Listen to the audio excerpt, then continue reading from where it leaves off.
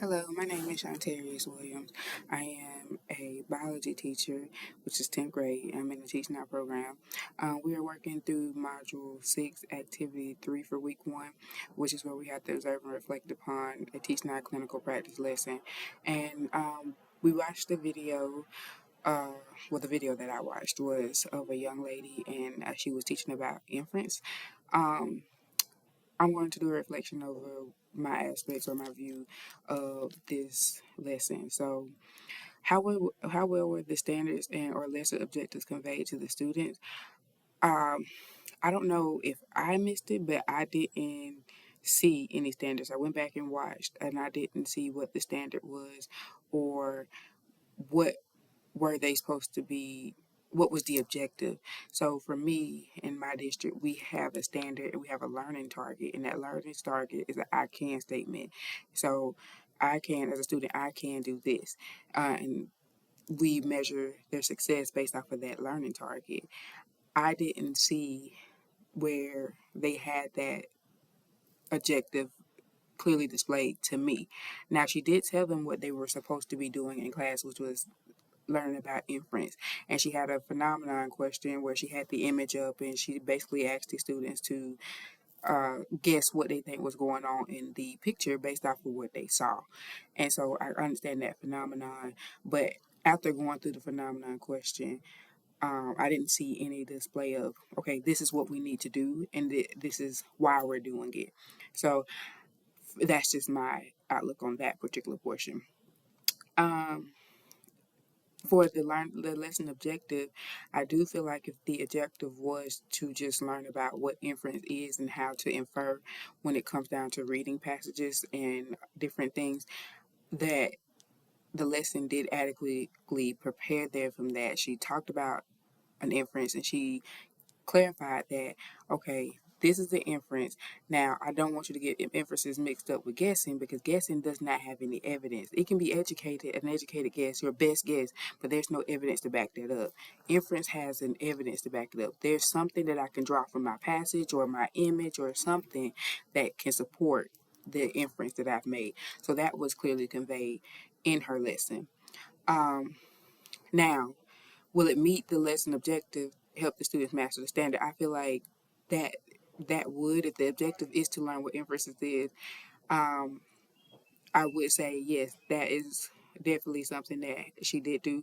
She did clearly meet that objective and understanding what it meant, and explaining it. Like I knew what an inference was, but breaking it down like that for a student was clear to me. Um, how would you improve or adapt this lesson to meet the needs of the students? First, for me, after I go through my phenomenon question, I definitely show them the standard. This is your standard. This is your learning target and this is the success criteria. This is what you are responsible for. And I clearly define that. And I always give my students a copy of the standard and the learning target on their guided notes so that they know, um, okay, this is what I have to do. This is how I show that I mastered this standard. Number two, I don't know if it's a big deal, but for me, the grouping of the class, how it's set up, I don't understand why the room is set up like that because it's a division of the class. So when I was watching the video, there's a set of kids in the back. There's one guy, he's just like twiddling his thumb, chilling, and not really interacting.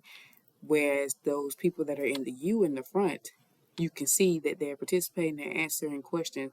So I know that has nothing to do with the lesson and the target, but I would probably change the setup of my room to where there's not a division between me and a set of students because that use divides her from the room. Number two, at one point in the lesson, she had finished explaining inferences and she was like, okay, thumbs up. Did everybody understand inference? Did everybody have thumbs up, thumbs up, thumbs up? To me, that is not definitive data. That's not, I wouldn't call it a formative assessment. I don't know if you fully understood that topic. And at that point, when I've clearly gone over what inferences was and the difference between inference, I would do a small formative assessment, some questions, or give them an example of something to infer from, to apply those things to, or to re-question or to question whether they understood what I said that I can pull some actual physical data from and look at it. And everybody in the room has to participate. So I could just throw a thumbs up and be like, I just want you to shut up and get out my face. But I need something that you click on the answer and I can see for a fact whether you understand what I talk about or didn't talk about. And that's probably just because I'm a science teacher and there's a lot of concepts and our things that can be easily misconstrued. And I can ask you a question 27,000 ways and it can be flipped around. Inferences and lit probably is a more common sense based thing that they can get. Um, Another thing was the competition at the end.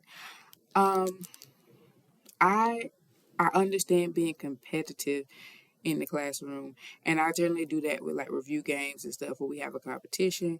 But when you say the first person to finish wins, if I'm not the first person to finish, then I don't care to finish.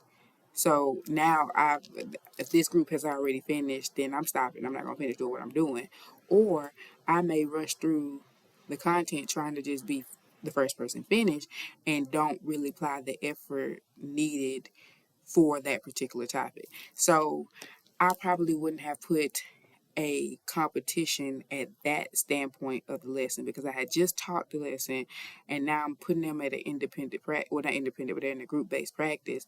I wouldn't have put a competition there because I still, at this point, I'm trying to gauge have they understood the information and do they actually know what they're doing and are they applying it well. So I probably would have changed that a little bit. I probably wouldn't have made it a competition thing in the way that she did it. Maybe I would have had a time limit set up for everybody and got everybody to finish in that time limit, and then we present our inferences, and the person or the group that had the better inferences would probably win, which would, I think, competitively force them to, how should I say this, try to work as hard and do it right than to just rush through and get it done so that I can be the first person finished.